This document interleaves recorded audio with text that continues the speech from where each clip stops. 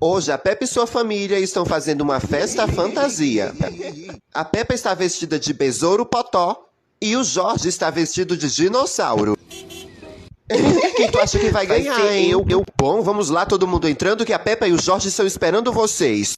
Oi, galera! Oi, Peppa! Oi, Suzy, eu sou a princesa das fadas, tem que se curvar pra mim. Que? Princesa das fadas tá parecendo mais uma mosca.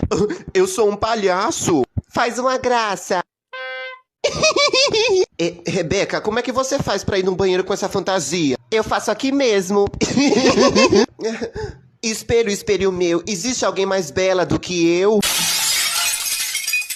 Bom, está na hora de escolher a melhor fantasia. Bom, tá todo mundo incrível. E é claro que o vencedor é... eu! Palhaçada. Peppa tem que ser outra pessoa. Ah, tá. A cenoura.